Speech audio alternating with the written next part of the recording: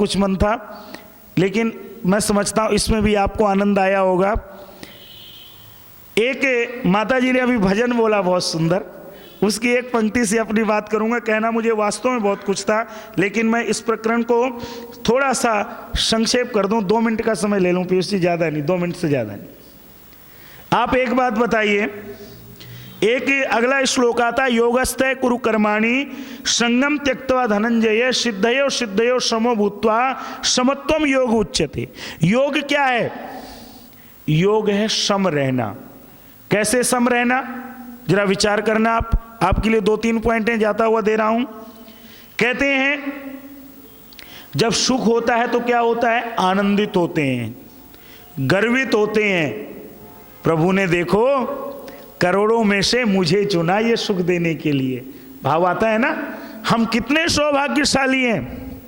और कहते हैं जब दुख आता है तो क्या होता है? कष्ट होता है, आशा निराशा में बदल जाती है। और आगे क्या कहते हैं? जैसे गर्व होता है, विजय से हमें अभिमान जगता है, और पराजित होने पर प्राण त्यागने तक की इच्छा होती है। और आगे क्या है? कहते हैं कि वास्तव में ये सब चीजें कब दूर हो जाएंगी?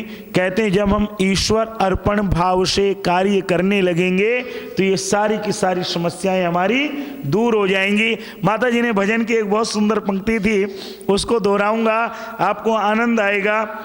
इन सभी फूलों में मुस्कुराता, बोल दीजिए आगे, इन सभी फूलों में हंसता मुस्कुराता एक है। हमारे सभी कर्मों में वो प्रभु ही मुस्कुरा रहा है, वही हंस रहा है और वही हमें हंसा रहा है। बस शर्त इतनी है कि यदि उस प्रभु को सामने रख कर के कर्म करेंगे तो ठोकर लगने के बाद उठ कर के खड़े हो जाएंगे, और यदि प्रभु को सामने नहीं रखेंगे तो ठोकर लगने के बाद ऐसा लगेगा कि इस गड्ढे में से अब निकलने की हिम्मत हम में नहीं है। बस इतनी सी बात है। इतनी सी बात को यदि आप मान लीजिएगा तो बड़ा आनंद आएगा। अगली बार का प्रकरण आप मिस नहीं करना।